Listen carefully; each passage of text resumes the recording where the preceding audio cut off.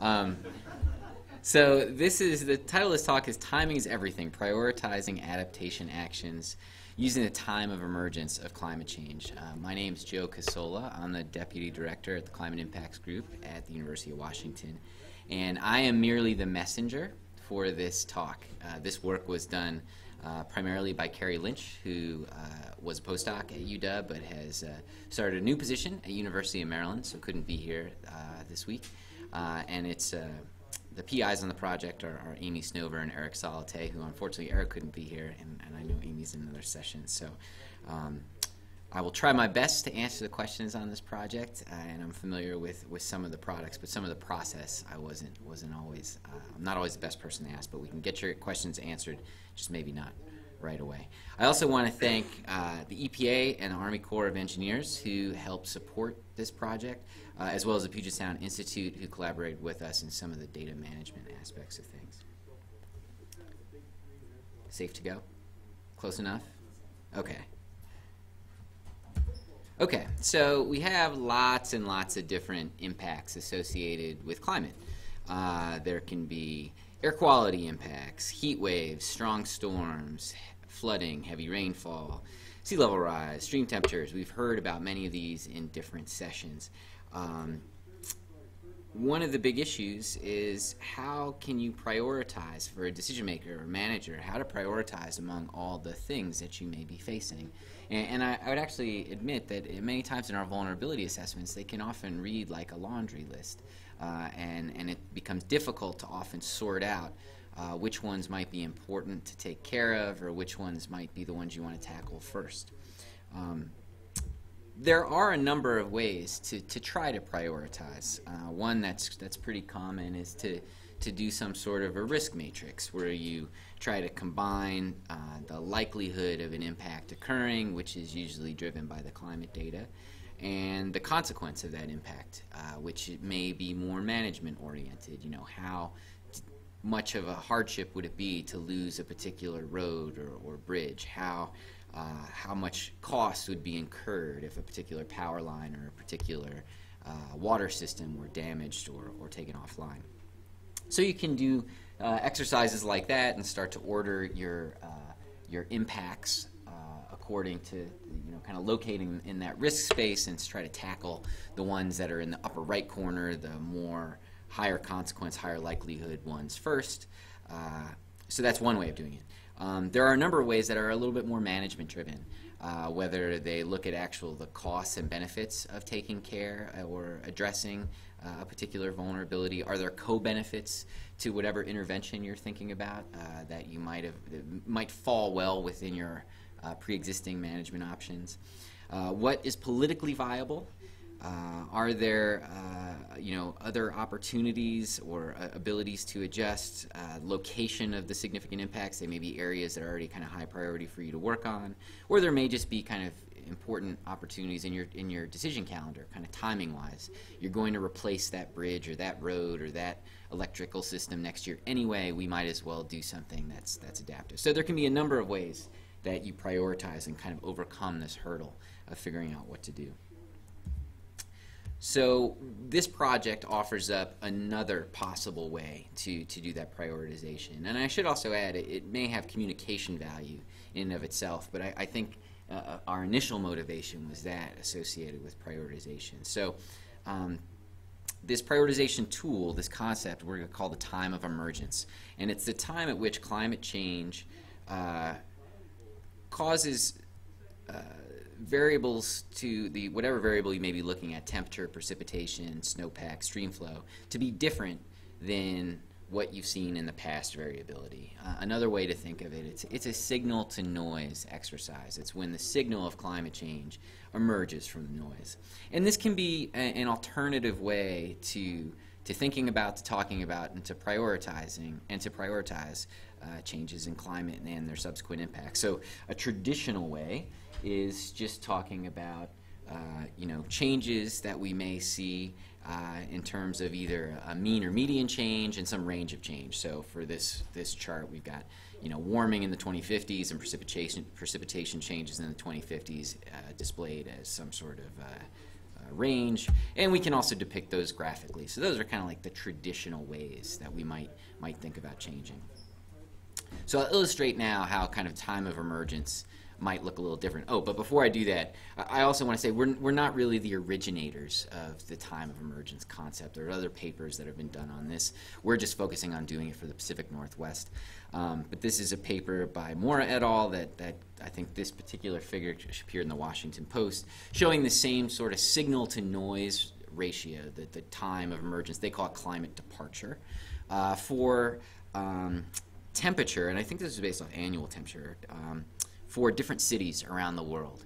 And you can see that the numbers there are dates, so, and they're color coded. So when the temperatures become hotter than the envelope of past variability or kind of emerge, the hotter colors, the reds, are earlier dates, so kind of the 2020s. Yellows are a little bit later, usually the 2040s, and after that is usually gray, sometime after 2050. And in general, you see the areas at lower latitude having the earlier emergence, which is kind of an interesting thing if you think about the temperature changes that are largest are often projected at the higher latitudes, but those are areas with higher variability. So the emergence wouldn't come until later. Essentially, the noise is larger at the higher latitudes, so the signal doesn't pop out till later. And even though the signal's smaller at lower latitudes, it emerges sooner. Okay, so now I'll walk through kind of how we've done this time of emergence thing. So let's say you have some sort of climate variable, some sort of metric. In this case, it's the number of days over 90 degrees Fahrenheit in a particular place. I think this is for the Northwest in general. So, you know, you have year-to-year variability. This is 1950 to, I think, about 2000, maybe 2006, 2007. Then you can run climate models. And, oh, first, before I get into climate models, we have to define what variability envelope we want to look at. And this is where the management information comes into play. So we're not going to use the whole range of variability, but we can define, we could if we wanted to, or we can define something a little smaller, and that kind of says above that dotted line, for example, that's when something bad happens. That's when management tolerance is exceeded. Then we can run our climate models, and we can look at future trajectories of this same variable, the number of days over 90 degrees. You can run more than one model. So red might be the, well, in this case, red is the RCP 8.5, so it's the kind of business as usual, and green, I think in this case, is 4.5, so lower emissions. And you can see there's a difference in the you know, the increase in the number of days with those two climate trajectories. Now we can simply look and say if we're going to say that the future climate model projection, we can condense that to a linear trend when that trend exceeds the envelope of our management tolerance. And so for the warmer emission scenario or a greater emission scenario, that date looks to be just about after 2020, and for the lower emission scenario, it falls around 2035. So those are the times of emergence. Now, if we wanted to start to consider maybe a different system, maybe the first one was public health, maybe this one, now we're going to talk about salmon.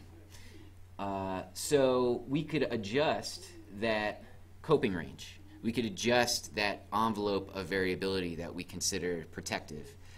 And if we shrink that, we are basically becoming more sensitive to that warming. Our time of emergence slides to the left. Our time of emergence on the for the RCP 8.5 is something just after 2010, and then for the lower emission scenario, it's just after 2020. Okay, so we've done this for a wide range of different climate variables for the Pacific Northwest, and we've established just two very simple coping ranges. One where we call it, you have high sensitivity, so that you can only tolerate anything that exceeds, anything that's on your tails are 20% of the kind of PDF on both sides. So anything that exceeds the kind of 60% of the PDF value. So that's high sensitivity. Low sensitivity is 10% on either side. So it would be, actually let's go back. So if you can imagine this, the high sensitivity would be 20% of the values would be on this side and 20% of the values on this side, whereas our previous one would be 10% on each side. We've run 2 different greenhouse gas emission scenarios, done it over a variety of models with a couple of different downscaling techniques. We've done this for a wide range of variables, monthly temperatures, seasonal temperatures, some daily extreme events, different hydrological variables, including snowpack, stream flow, evapotranspiration. And we've done this at a lot of different spatial scales, too. So you can look at this for particular streams, particular counties, for the Northwest as a whole. And we've got this on a website that we have yet to kind of go live with. There are still some bugs we're working out, but we're hoping to launch this in the very, very near future. So these are screenshots from the website, so kind of taking you a tour through this. So here's the Pacific Northwest. You can choose to look at many of these changes in a particular location, so the user prescribes where, or you can look at these changes over the region as a whole. So here are just some of the GUI stuff of picking different variables, picking the scenario choices, and setting your management tolerance. So this is an example if you had gone through and selected King County, where Seattle is, and just popped in a couple different variables. So the average temperature in July and January, the heavy rainfall events in the winter between October and March, the daily events, and the seasonal total precipitation.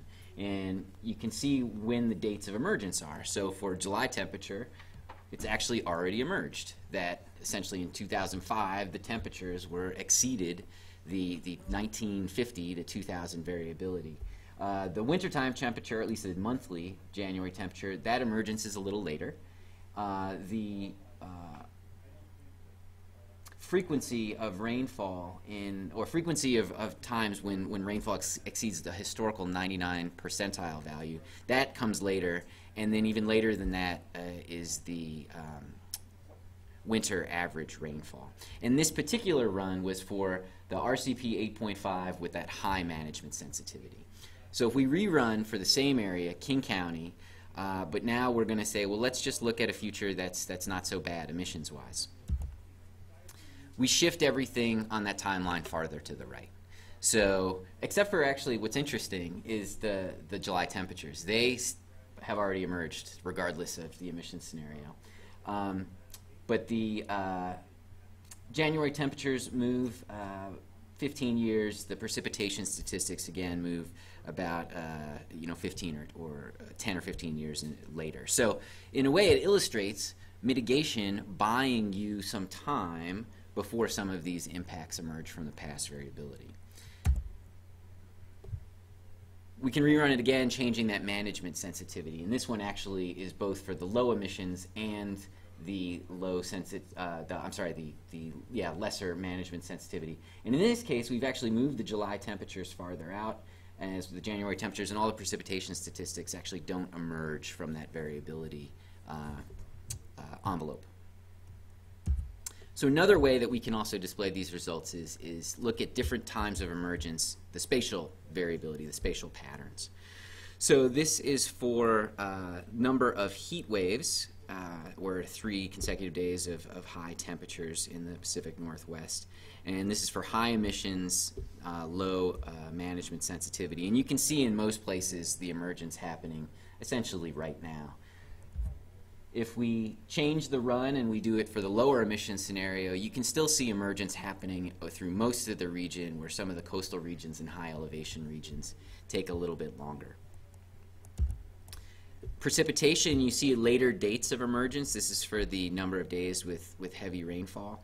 And you can see actually in a lot of the coastal areas where there's probably a lot of variability in the statistic already, the emergence is not happening during the 21st century. And my personal favorite, the snowpack one, you see the Western Cascades really lighting up, and the mountains farther in the east in the Columbia River Basin showing later dates of emergence, if at all. And even very high elevation stuff in British Columbia, some pixels that would be increases in the snowpack.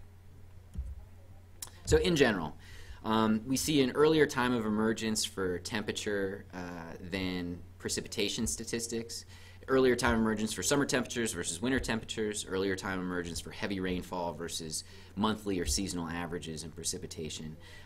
The hydrologic variables really start to vary based on the kind of topography and the distribution of land area of different watersheds. But we've really just started scratching the surface of some of these differences and haven't gone into to look at these too rigorously. Some changes have already emerged. I showed some of those temperature results. And many of the precipitation changes actually depend very significantly on how wide you set that management tolerance. Many of the changes, and I didn't really show the uncertainty associated with some of the time of emergence estimates, but many of them actually have pretty wide error bars, which is important because I think we can't say, oh, well, it's going to be 2080. You know, January 1st, 2080 is that's when precipitation changes emerge from past variability, that there are actually considerable uncertainty with some of the estimates. So why could this be useful, or why do we think this might be useful? One, it really does give us another lens to look at the value of mitigation adaptation actions. You can start to actually say how some of these impacts are delayed, or at least some of these changes are delayed in time. It gives us a prioritization scheme, but it also can tell us a little bit about those that have those wide error bars or may have emergence much later in the century that we would it may divert us to looking towards past variability and past extremes more, or weight some of that information, or select some kind of robust interventions that can kind of address a wide range of possible futures. And my last slide is just talking about some of the benefits, which I think I mentioned. I think what's also interesting is this technique is scalable. You can do this any place that you have historical and future climate data and for a wide range of variables. But where we really need help is road testing this. This is kind of a cool little prototype, but we'd really like to start to use this with decision makers to say what parts of this are useful and how can we best visualize and kind of develop this interaction tool that is currently a little bit on the clunky side. So with that, I'll take a couple questions.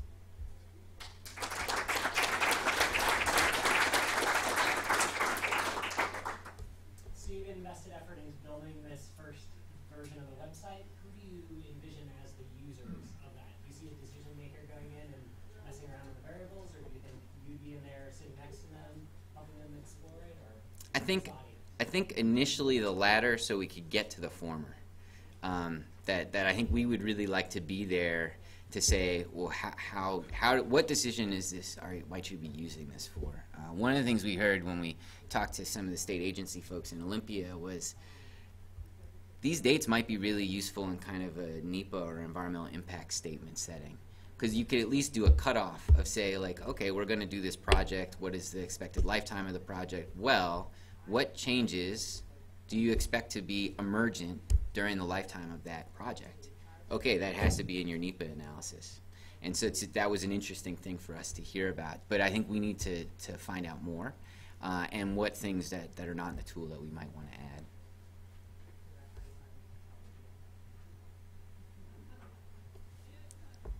Do you have any publications, any material that can be scrounged on the methods? Not yet. I don't think so. And I'm not sure if there's all that much that's new here. I mean, I know that the projection data has already been published on pretty extensively, so I think it's just that timing assessment. But I don't think that they've written any papers on it yet. Crystal.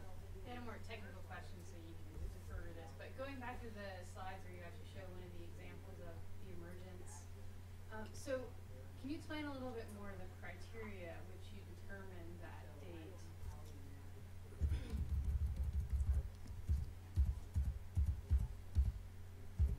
So on these, yeah, how are those dates determined relative to that bar? Because Yeah, so it's really just if you take the future, in this case the days of heat waves, and you reduce that down to a linear trend so that the dashed lines, red and green, it's when that red dashed line gets outside of guess that what is in this one, a black horizontal line. So the black horizontal here, this is our management sensitivity. Everything outside of this is when bad impacts happen. This red is the future climate, the RCP 8.5. So the time of emergence is when it crosses. The green one is over here. So this seems to lend itself to efforts that are maybe not like, one department doing a comprehensive adaptation planning, because it seems like you need that base level of knowledge of knowing exactly what that kind of coping range is, which requires a high level of expertise as well as, the legwork beforehand. So kind of what settings do you see this being applicable, and do you see settings where maybe this wouldn't really be approached because that knowledge barrier would be too high? Yeah, I mean, I think that knowledge barrier is really critical. It is knowing how past climate affects your system. And I think all too often we get into a vulnerability assessment where people want to know about future projections and future climate. They've put the cart before the horse. And so I think that that is a precursor to getting value out of this. And if that means that a particular agency needs to figure that out, I think that's a good thing to start people off on. And unfortunately right now we've made that management envelope very crude, just kind of two levels. It may not in reality take that shape. It may be more conditional or more based on multiple variables, not just a single variable. Oh, you cross the line into impact from non-impact. So I think one area where I think we will get, I would expect decision makers to be upset with this or to say you need to go farther, is the crudeness of how you define that. And cut me off whenever we're out of time. I don't want to take up the whole summary, but. Super exciting. I guess it seems like as you go out into the future, you have more uncertainty, and that uncertainty is feeding into your linear fit there. So, like, I guess if that has you or Cary put confidence intervals Yeah. on that,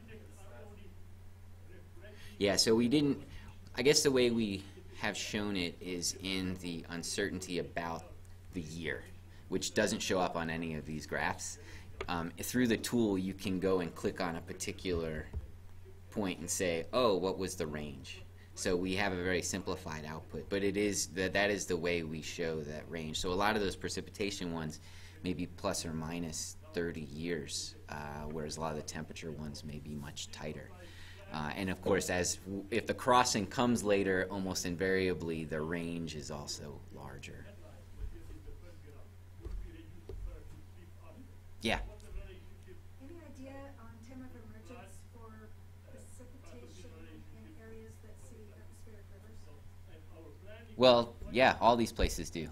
So yeah, but I think that's part of it is well, I'll give that in two parts. One is that the heavy rainfall emergence occurs earlier in most cases than the seasonal averages or the monthly averages, so that you can the change in extremes becomes noticeable. The projection data we're using is the ones I've shown are statistically downscaled, so their faithfulness in depicting changes in atmospheric rivers is a little questionable because you're really just getting it by proxy that your past monthly total had some AR events in it. So it's a little bit indirect. We do have one run that has a regional model in it, just one coupling of Eckham and Wharf. So that is in there. And I don't think the differences, well, I don't want to speak for it, but I think we actually have to get to that particular thing. It would be useful for us to do more regional modeling and impute that, include that in this platform.